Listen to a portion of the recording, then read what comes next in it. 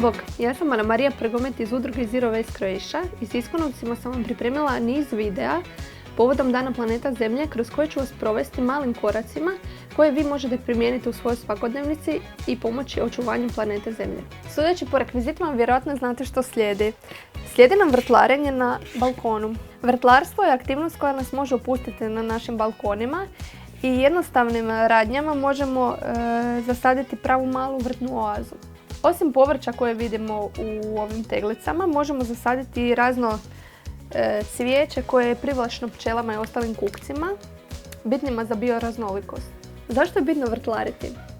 Vrtlariti je bitno zato što živimo brzo i tražimo načine kako se relaksirati, a vrtlarstvo je upravo jedno od takvih načina. Osim relaksacije, čišćeg zraka ili svježeg začina u jelu, jedan od bitnih čimbenika očuvanja okoliša je vrtlarenje na balkonu, zato jer smo svjedoci šestog masovnog izumiranja biljnih i životinjskih vrsta i jednim malim aktom sadnje cvijeća na balkonu možemo očuvati taj mali životinjski svijet. U jednoj od mojih omiljenih knjiga Odrast, pojmovnik za novu eru, pročitat ću vam citat.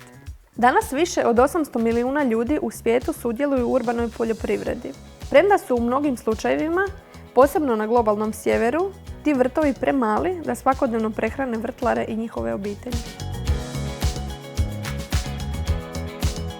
Moje vrtlarsko iskustvo je početničko, stoga sam prošle godine radila početničke greške, kao na primjer sadnja rajčice u sjenovitom području, pregusta sjetva, premalo zalijevanja, tako da ove godine ponovno vježbam strpljenje. Nisam obeshrabrena. Idem u nove pobjede i nova iskustva.